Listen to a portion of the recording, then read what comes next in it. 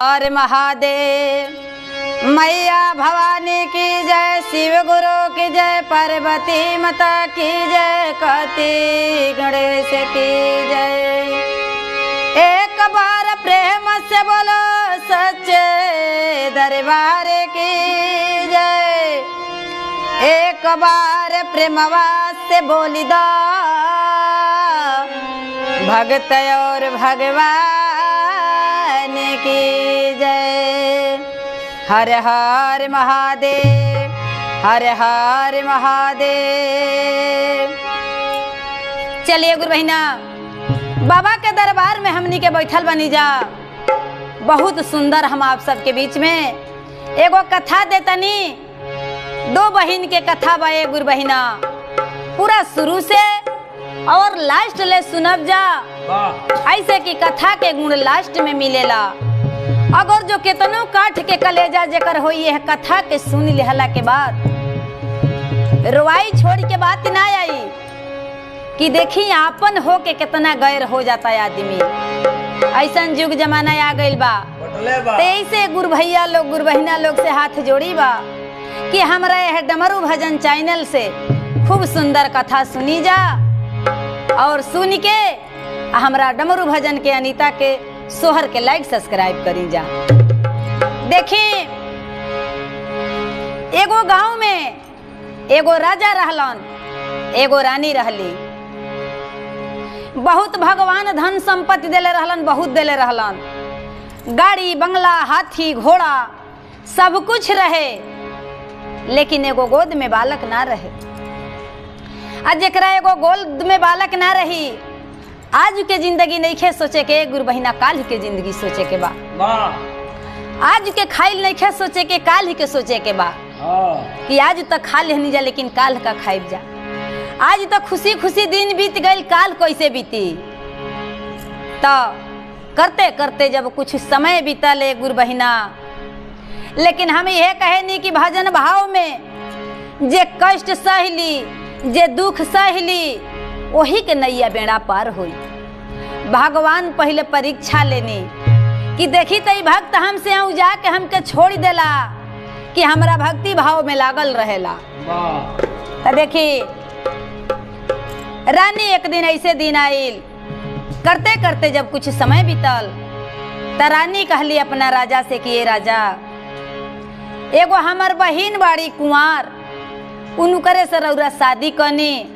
हमरा में हमरा बहिन में का अंतर बा, का जने हमरा से ना तो हमरा बहिन से एगो बाल बच्चा हो जाई। तैसे राजधन चले लगी। राजा साहेब पहले बा ना सुनस, लेकिन करत करत ब्याह शादी भइल। ब्याह शादी भइल गुरु बहिना। उ बहिन इतना अपना बहिन के मानस, रोजो साहेब के मानस, जौन छोटकी बहिन रहली इतना मानस। लेकिन जब गांव जब अपना से आदमी के बुद्धि ना रही आ दूसरा के बात जहिया आदमी सुने लगी तहिया घर बर्बाद बा। ऐसे कि अपना दिमाग से कबो काम करे के चाहिए। केहू केतनो चढ़ावे केतनो पिघलावे, लेकिन केहू के बात कबो सुने के ना चाहिए। अगर जवान के जे बात सुनी ओकर घर बर्बाद बा। आके बड़की रानी से गांव के गुरु बहिना लोग कहे लागल लोग, ये बहिन अब तो तोहर बहिन आ गईली। राजा साहेब उनके के मनिहे, उन्हें के जनिहे, आ बहिन तोहर लोग के मनिहे ना। एक गुरु बहिना छोटकी बहिन के मन में पाप ना रहे, बड़की बहिन के बहुत इज्जत सम्मान करस, बहुत मानस। लेकिन बड़की बहिन के मन में धीरे धीरे पाप होखे लागल कि लोग सही कहता। सब काम क के छोटकी रानी आ पूजा पाठ क के भगवान के भक्ति क के आ खाना बना के पहले अपना बहिन के ले जाके देश, ओकरी बाद राजा साहेब के देश, ओकरी बाद अपने खास। गांव के गुरु बहिना लोग कहे लागल लोग कि बतावो 10 बजे तक के खाना देता रही तोहर बहिन। तरह तरह के बात कान में भरे लागल लो गुरु बहिना। बहिन के मन में पाप घुटे लागल। तभी छोटकी बहिन के अंदर कौनो चीज के छल कपट ना रहे। छोटकी बहिन अपना भजन भाव में राजा के सेवा में, अपना बहिन के सेवा में लागल रहली। जब कुछ समय बीतल, 2-4 साल बीतल, त रानी गर्भवती भैली। छोटकी जौन बहिन रहली, छोटकी रानी जब गर्भवती भैली, गांव के गुरबहिना लोग फिर बड़की जानी के जाके कान दोनों भरे लागल लो। कहल लो कि ये रानी, अब तो तोहार छोट बहिन गर्भवती हो गईली, अब त राजा साहेब उन्हीं के मन है, तोहरा के रजो साहेब ना मन है। तार काम खत्म बा। आय अब तोहरा के कौनो इज्जत कदर घर में ना रही। रानी के ई बात मन में घुटे लागल। लेकिन छोटकी बहिन कहा तरी कि जाए दी, हे गुरुजी, हे माता जी, हमरा बहिन के ना हमके बालक दे दे, तो हम अपन बालक के बालक ना समझब, हम बालक अपना बहिन के दे दे। आ हमार बहिन पोसिहन पलिहन मय करिहन, हमरा लइका के हमर बहिन देखिहन, हम घर के खाना बनाई, पूजा पाठ करब। छोटकी बहिन के मन में तनिको पाप ना रहे। लेकिन ए गुरबहिना, जे अन्न के बारे में गलत सोचेला वो खून के आंसू रोवेला। पानी के आंसू ना रोई, खून के आंसू रोई। कब? जब लास्ट घड़ी ओकर आई तब।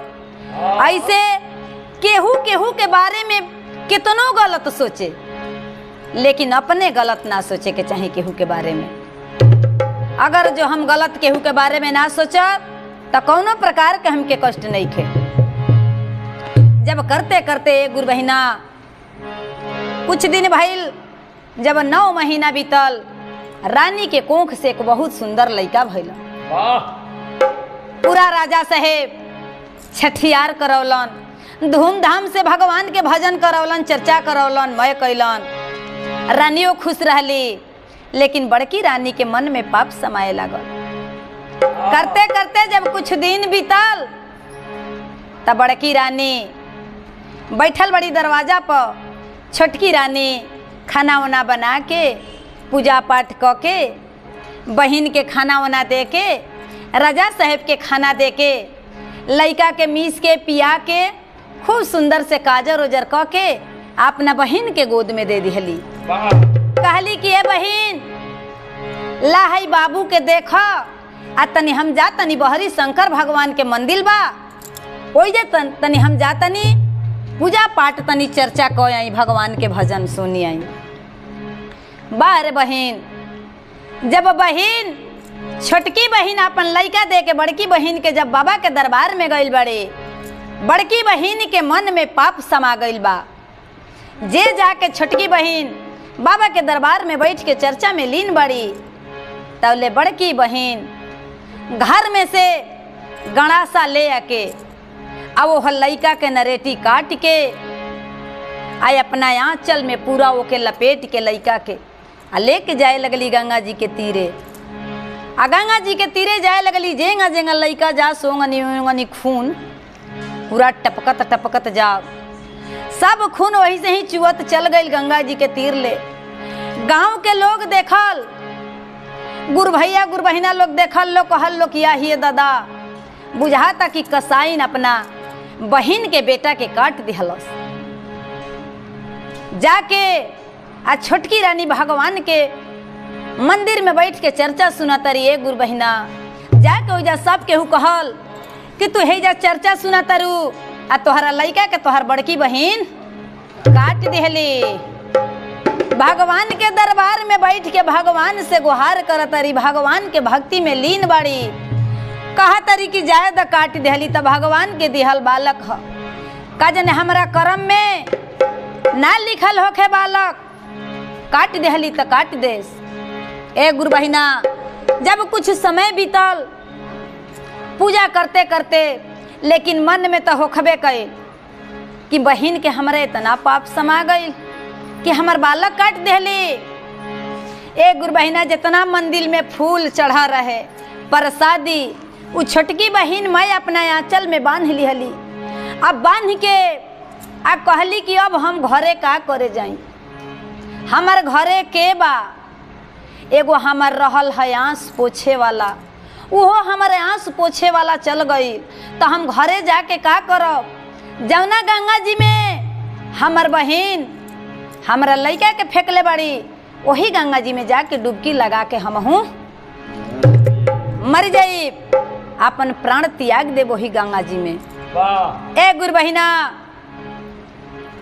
यही से कहाला कि केहू के बारे में गलत ना सोचे के चाहिए। बुरा फल का बुरा नतीजा, जे जकरा संगे जैसन कर्म करी आज ना तकाल होकर सच्चाई सामने आही के बा। तो देखी लेके आ फूल माला आ गंगा जी के तीरे गइल बड़ी। आज जब गंगा जी के तीरे गइल बड़ी त गंगा जी से रोवा तरिया कैसे कह तरी। वही गंगा जी के घाट पर बैठल बड़ी, अब पुका फाड़ के रोवा तरिया गंगा माई से कह तरी, कैसे कह तरी।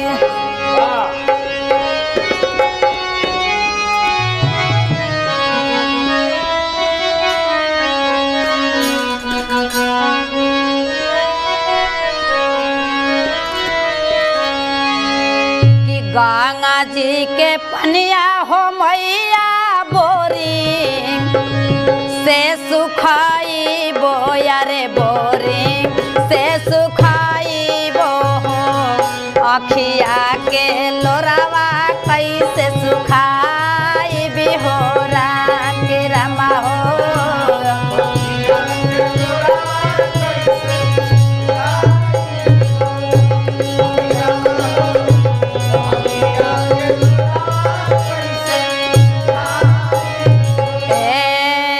गंगा जी के पनिया हो मैया बोरिंग से सुखाई बो, यारे बोरिंग से सुखाई बो, अखिया के लोरावा कैसे सुखाई बिहोरा के रमा हो।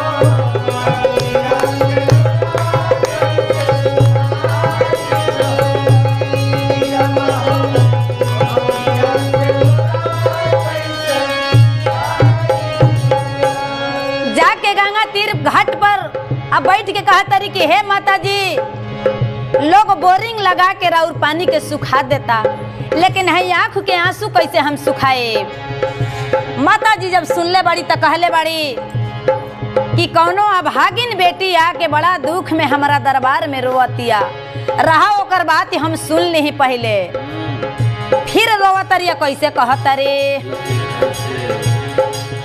चूल्हावा के अगिया मैया पानी से बुझाई बो, यारे पानी से बुझाई बो, दिलवा के अगिया कैसे बुझाई बिहोरा के रमा हो।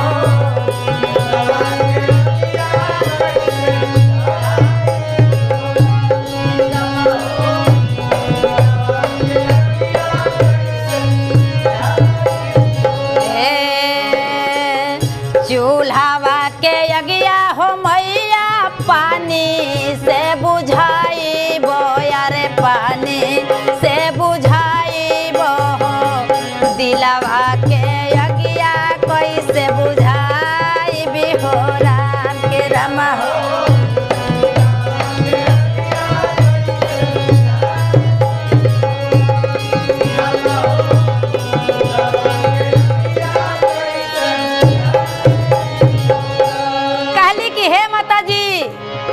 चूल्हा में आग जरत हुई तो ओके पानी से बुता दे, लेकिन जौन है दिल में आग लागल बा एके कैसे बुताई। अपन बात कहीं तो केकरा से कहीं। अगर जो केहू से कहब हे माता जी कि हमारा बच्चा के हमार बहिन काट देले बाड़ी, तो लोग हमरा पर धुआए लगी, कही कि जब तहार बहिन वैसन तो तुहू वैसन हो खबू, इज्जत हमरो जाई।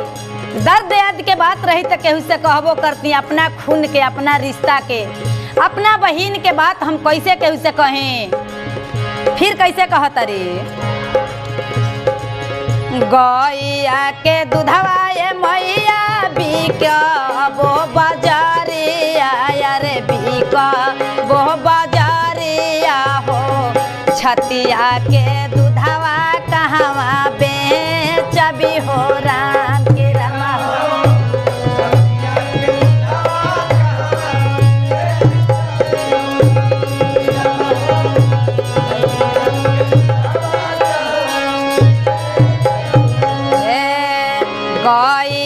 के दूधवाए मैया बाजारी में बेचबो बाजारी या में बेचबो हो छतिया के दूधवा कहवा बेचबी हो राम के राम हो।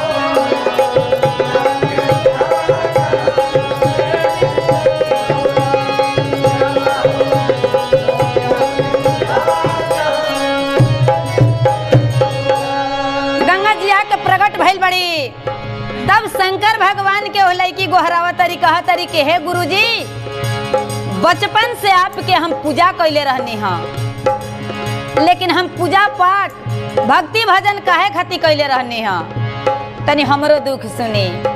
गुरुजी के गोहरावा तरी गंगा तीर घाटे पर से कैसे कहा तरी बचपन उमरिया से गुरु जी के पूजा ने अरे गुरु जी के पूजा ने हो आज गुरु गाइले भोलाइनु हो राम के राम हो।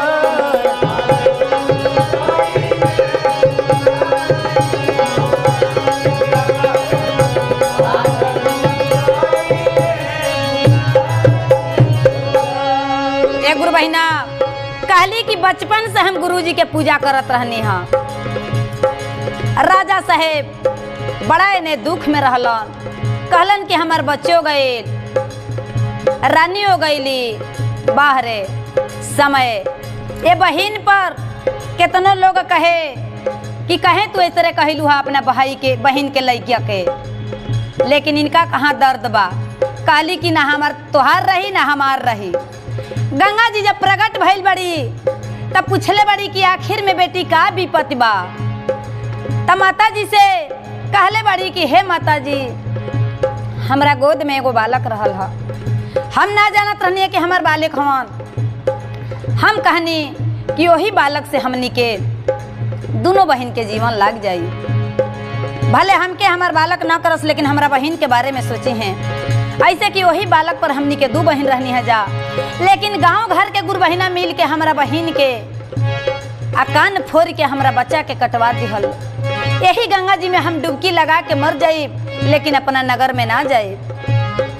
तब गंगा मैया इतना बात जब सुनली, शंकर भगवान जब इतना बात सुनलन तो शंकर भगवान आके प्रकट भइल बनन गंगा जी के तीर पर। अब शिष्या से कहतरन का कहतरन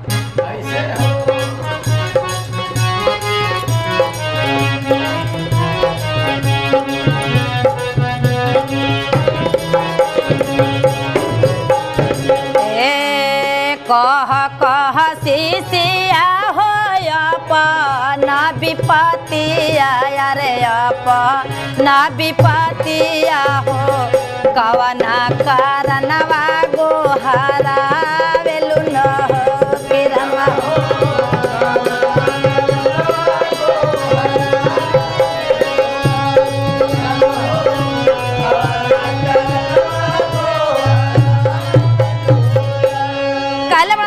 भगवान की अपन विपत्ति कह कवना कारण गोहरावेलू ता देखी उस शिष्या का कहतरी रो के शंकर भगवान से एक कही हो माई बाप के दुई गो बहिनिया रे दुई गो बहिनिया हो बहिन मरली बेटावा के जानन हो राम के रामा हो।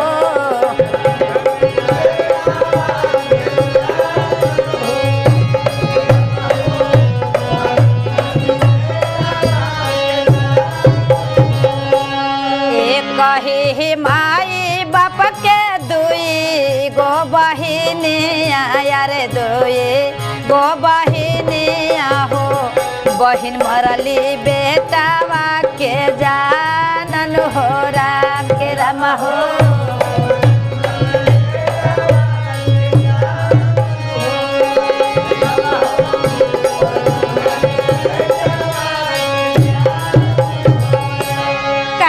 कही तन से दूगो बहिन पैदा भइल बनी जा आ बहिन सगा होके हमरा बेटा के जान मार देले बड़ी। ते माता जी गुरु जी हम जी के का करब। हमारे एगो आंसू पोछे वाला केहू नहीं खे। जिंदगी जियत रहनी है तो वही लड़का खाती जियत रहनी है, लेकिन जब हमारा मन में ई हो गल कि घरे नहीं खे जाए के, जब हमारा बहन के मन में पाप समा गए तो आज हमारा बालक के कटली, कल हमरों के कटे हैं, परसों अपना पतियों के कटे हैं। ये मन है ना, तैसे हम घरे ना जाए।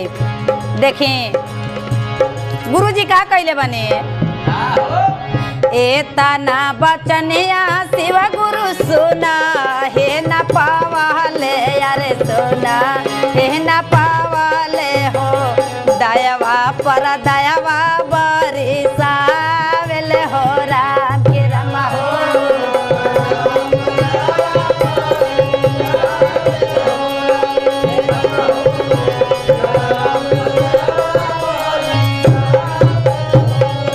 एक गुरु बहना एक बार ना 100 बार ना 1000 बार कहे नहीं कि जेके राम न मरे ओके केहू मारे वाला नहीं खे, बल्कि हमरा बारे में केहू भी केतनो गलत सोचत होखे, लेकिन हमरा ना सोचे के चाहिए। केहू केतनो शिकायत करो, हमरा ना करे के चाहिए। ऐसे कि मन जब साफ रही तो भगवान आप रूपी मिली हैं। अब भगवान कहाँ देर लगई हैं, जब हम सच्चा रह तो भगवान कबो देर ना लगई हैं। रोवल ओ शंकर भगवान तुरंते सुन के आइल बड़ान, आ दया पर दया बरिसवले बड़ान। गंगा माई कहले बड़ी कि अरे डूब के मरबू कहें, तुरंते गंगा जी अपना गोद में ले रहली। भगवान भोलेनाथ गंगा मैया सब देवी देवता लोग देखता लो कि के करा संगे कितना अत्याचार करता। गंगा मैया गोद में बालक लिहली, अल्लाह के होकर रानी के गोद में दे दिहली। भोला जी दया पर दया बरिसावे लगलन। रानी लेके जब चलल बड़ी अपना घरे, उ बहिन जब देखले बड़ी, जाके अपने बहिन के पैर धाले ले बड़ी। लेकिन पर भी कितनो गांव नगर के लोग कहता कि छटको, अरे तोहरा बालक के तोहर बड़की बहिन काट के गंगा जी में डाल देले रहली है, लेकिन छोट बहिन अपना बहिन के कबो अपमान ना कैली। देखी वो एगो बहिने रहली, कहली कि कहाँ हमार बहिन काट के डाल ले बड़ी, हमार बालक तो हमरा गोद में बा। ई के कर सकेला कि हमार काट के लइका आ बहिन हमार फेंकले बड़ी, ऐसन बात नहीं खे। हमार बालक हमरा गोद में बा, तहाँ लो झूठ बोला तारू जा। इहे कही के हमारा बहिन के मन में पाप डलले बड़ू जा, आ इहे कही के हमारा मन में पाप डलले बड़ू। तो एक गुरु बहिना जब अपना दिमाग से आदमी काम करी तो नैया बेड़ा पार हो जाई। एक बार प्रेम से बोलो सच्चे दरबार की जय। हर हर महादेव, हर हर महादेव।